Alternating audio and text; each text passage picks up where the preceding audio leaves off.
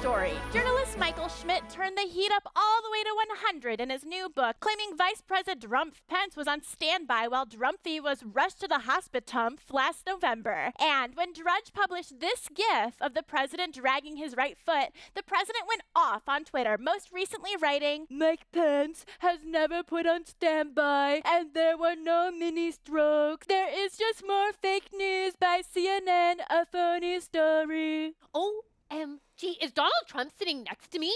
It's me, Kylie. It's me, Kylie. Fox News asked Mike Pence to spill that tea, King, and he responded by saying, I'm just sipping, honey. President Donald Trump is in excellent health. And, Brett, I'm always informed of the president's movements. But there was nothing out of the ordinary about that moment or that day. And as far as being on standby? I don't recall being told to be on standby. I was informed that the president had a doctor's appointment. Congresswoman, should we put our multiple nationwide existential crises on hold and focus on this story? Well, I think you just hit it right. You know, the president is usually consumed with his health and talks about people making him look taller so that he doesn't seem to be obese. He talked about his cognitive exam. He seems concerned about his health.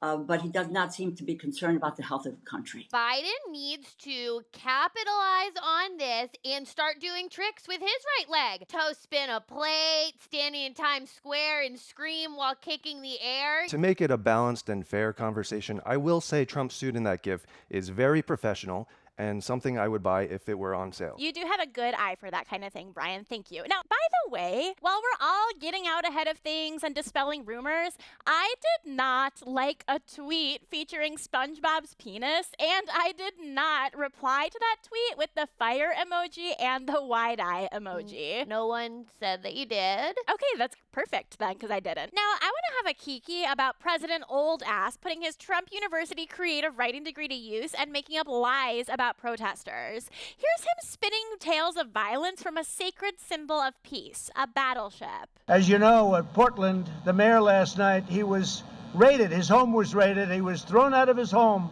And then he'll stand up and he'll fight for these people. These people only know one thing, and that's strength. That's all they know. These protesters know way more than strength, is what I'm told by my interns that I make go to the protest dressed as me so it looks like I was there. I get it. Like, you want to paint your critics as horrifying, but people don't get it, so you make something up. Like, one time, I wanted my Uber driver to stop talking to me, so I told him I had Ebola. Or like in high school when you wanted to go to prom with that guy, but he wanted to go with your best friend, so you told the school police officer that she was the DC sniper. Yes, exactly. Thank you. Moving on. I'm trying not to let it ruin my spooky season this early in, but the toxic voters of Massachusetts bullied Joe Kennedy III by casting more votes for Ed Markey in the Senate primary. The law sets an absolutely terrifying precedent that if you want to primary a senator with nearly identical politics to you, you need to come up with a reason for why you're doing it. Congresswoman, our queen, Nancy Pelosi, endorsed Kennedy. Do we really want to live in a world where Pelosi can't single-handedly tell Massachusetts what's best for them? You know, people make their own minds up in elections. You take your chances. You get out there, talk about who you are and what you're about, and the public makes a decision. That's what the process is. That's what my experience is. You know, I know Senator Markey, 20 years, worked with him on lots of climate issues.